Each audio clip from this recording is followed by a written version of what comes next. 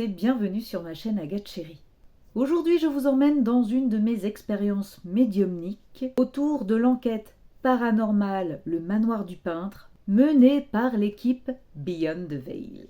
Je n'ai pas participé à l'enquête sur le terrain. Mon rôle est d'intervenir en tant que médium consultante extérieure. Je travaille à distance avec des éléments transmis par les enquêteurs. Photos, plans satellites, pour en analyser les dimensions énergétiques et occultes. Dans cette vidéo, je vais vous partager ma lecture médiumnique complète du lieu, ce que j'ai perçu, comment je procède, et surtout mon interprétation personnelle des phénomènes observés.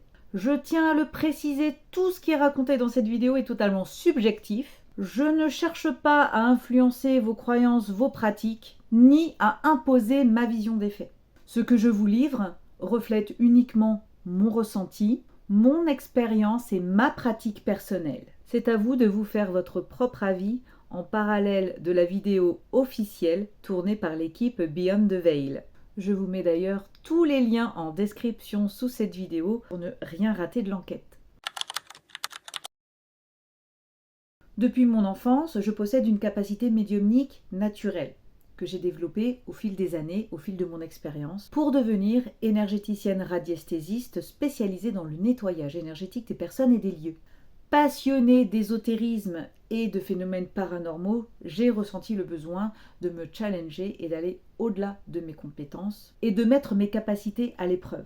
Je voulais confronter mes ressentis à des situations spécifiques lors d'enquêtes sérieuses. C'était important pour moi. Je voulais voir jusqu'où j'étais capable d'aller et de ce à quoi j'étais capable d'être confrontée. L'équipe Beyond the Veil travaille avec rigueur et privilégie une approche factuelle du paranormal. Elle n'intègre la dimension médiumnique et occulte que lorsque celle-ci apporte une réelle pertinence et peut être confrontée à des preuves tangibles. Dans ce cadre, j'ai été sollicitée pour analyser à distance les ressentis liés au manoir du peintre. Si les données ne sont pas jugées pertinentes, elles ne seront pas mentionnées. Donc dans cette vidéo, je vous livre ce qui m'est arrivé, moi, pendant cette enquête, en parallèle de l'investigation physique sur le terrain, et comment le regard médiumnique peut enrichir la compréhension des phénomènes paranormaux. Mon travail d'énergéticienne consiste à détecter, grâce à la radiesthésie, les fréquences vibratoires négatives qui se trouvent dans un lieu, en l'occurrence le manoir du peintre, et à en identifier la source. Et mon rôle est alors de déterminer globalement si oui ou non il va y avoir des phénomènes. Je commence toujours par un repérage global. Et dans ce cas précis avec le manoir du peintre, j'ai détecté une anomalie majeure. Ça se fait grâce aux fréquences vibratoires. J'ai cette capacité de détecter s'il y a quelque chose de parasitant, si c'est une âme, si on peut discuter, si on peut avoir des infos ou si on va se faire attaquer. Sur un plan factuel, j'effectue ce qu'on appelle en radiesthésie un décodage énergétique. Ça permet de déterminer la nature exacte de la source détectée. Et sur le manoir, j'ai détecté une charge négative à 95%. 95%, ça pique. En géobiologie, en radiesthésie, on sait qu'on a affaire à quelque chose de très lourd. Concrètement, j'ai perçu des traces de travaux occultes, ça peut être lié à de la sorcellerie, à des gens qui ont pu squatter la maison, faire du spiritisme, appeler des entités, des démons, du satanisme, ça peut être tout et n'importe quoi. Il y avait des présences fantomatiques. Bref, le cocktail parfait pour faire un dernier opus de The Conjuring. En âme et conscience, j'ai clairement dit « n'allez pas sur ce lieu ». Parce que ça va être le bazar. J'ai précisé que ce qu'il y avait dans ce manoir était néfaste et qu'il ne fallait pas s'y rendre. Pour moi, ce qui est présent dans ce manoir présente un réel danger énergétique, même s'il est invisible. Il faut comprendre que le monde subtil, c'est vicieux, ça peut aller très très loin. Oui, c'est du domaine de la croyance, et non, ce n'est pas mesurable scientifiquement. Je n'ai pas la preuve matérielle de ce que j'avance et de ce que j'ai détecté. La médiumnité, c'est très subjectif. Malgré mes avertissements, l'équipe a décidé d'y aller, alors en avant l'aventure.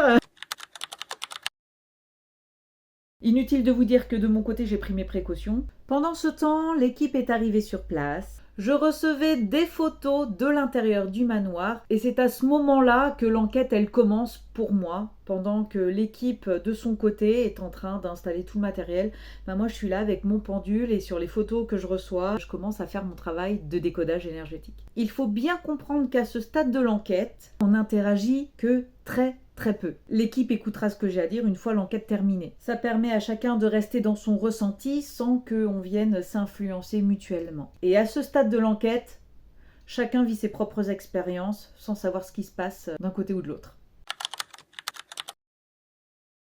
Au fil des photos que je reçois, je me connecte énergétiquement aux différentes pièces de la maison. C'est dans la salle à manger que j'ai immédiatement perçu une présence subtile, reliée selon moi au fauteuil, dans l'angle, près de la fenêtre. L'enquête continue et au fur et à mesure que je regarde les photos, je commence à avoir des visions. Le lieu me raconte son histoire. J'ai des apparitions fugaces, que ce soit dans les escaliers ou dans d'autres pièces. L'exploration s'est ensuite poursuivie à l'étage, où l'atmosphère s'est révélée différente. Et pour ceux qui ont la vision, vous me direz. C'est dans cette chambre que j'ai clairement détecté la présence d'un esprit. Pour moi, c'est un homme. Il donne l'impression de trépigner, il est clairement pas content qu'on soit là, il n'a pas envie d'être dérangé, il n'a pas envie de communiquer, il a des énergies assez nerveuses. On sent qu'il est mécontent et qu'il n'a pas envie qu'on soit là. Je me branche à ces énergies, j'essaie de rentrer en contact. Il veut pas. Je lui demande s'il a besoin d'aide. Il dit non. Je lui demande s'il est consentant pour discuter. Clairement, il dit non. Ne me demandez pas le processus de comment fonctionne un contact défunt. En 40 ans de médiumnité, j'ai toujours pas compris comment ça fonctionnait. Toujours est-il que c'est ma vision, c'est mon ressenti, c'est ce que j'ai vécu, ça n'engage que moi. Vous verrez le lien avec la vidéo et vous ferez votre avis par vous-même. Vu qu'il était rétif à la communication, j'ai arrêté la conversation. Il a clairement exprimé « Je ne veux personne dans cette maison ». Il ne veut pas la venue d'un visiteur. Il souhaite clairement le départ de l'équipe sur place de Beyond the Veil. Et il exprime la nécessité de se manifester si besoin pour les faire partir. J'ai arrêté la communication et je suis passée aux photos suivantes. C'est dans ce couloir que mon expérience a pris un tournant terrifiant pour moi. Trigger warning, j'insiste, c'est mon ressenti et ceux qui ont la vision me diront si vous avez eu la même expérience que moi ou pas. Je prends conscience que le truc que je chope dans le couloir, c'est pas un fantôme, c'est une entité. Une entité qui est en lien avec les travaux occultes que j'ai détectés lors de mes premiers travaux de recherche.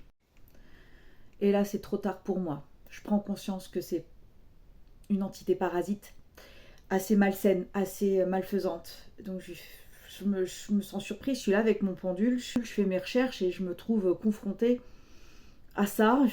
Vous n'êtes pas un fantôme, quoi. Vous êtes une entité.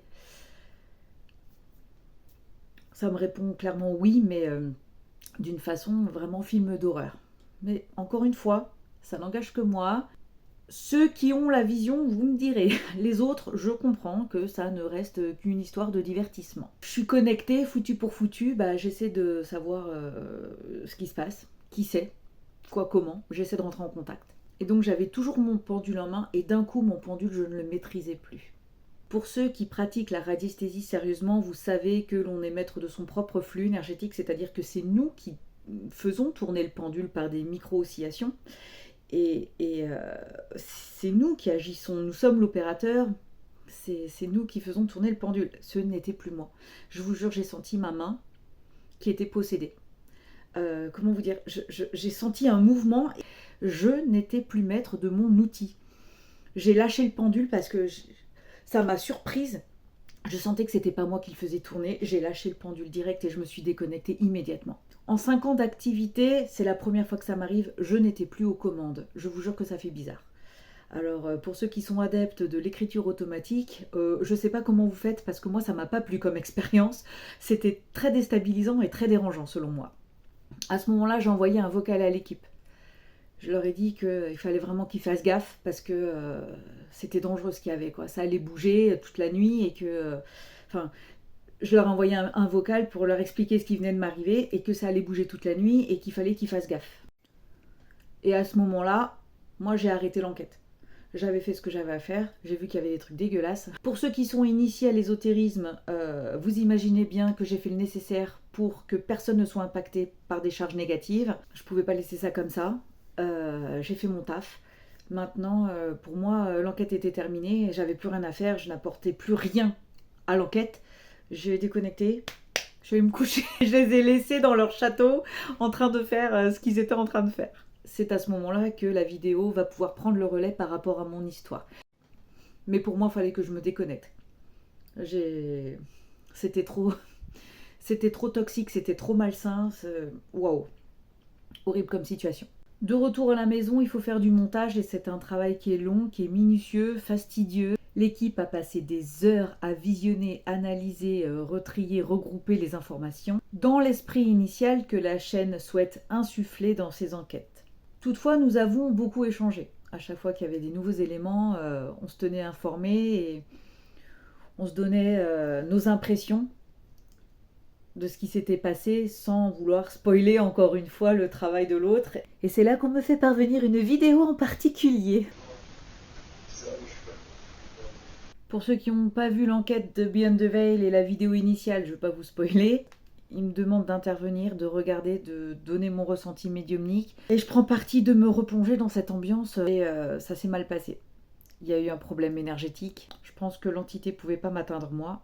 Elle a attaqué un membre de ma famille. Et il s'est passé plein de phénomènes autour de cette vidéo. Sur l'enregistrement, on entend une voix. À vous de nous dire dans les commentaires ce que vous entendez, ce que vous percevez. J'attends vos ressentis avec impatience.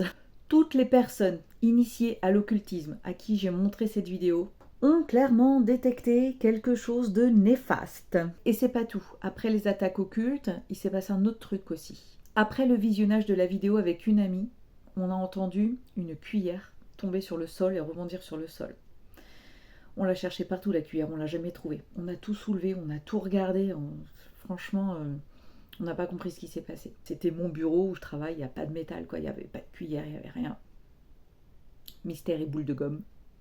À vous maintenant d'en tirer vos propres conclusions. Peut-être que vous ne verrez dans cet épisode qu'un simple divertissement.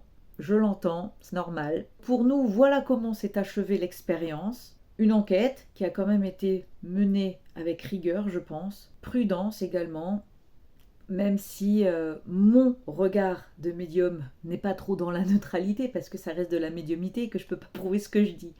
Toujours est-il que c'est un élément. Et à vous d'en penser ce que vous voulez. Pour moi, ce lieu m'a rappelé à quel point l'énergétique peut être puissant et qu'il ne faut jamais le prendre à la légère. Au-delà des phénomènes étranges, cette aventure, c'est surtout une leçon d'humilité.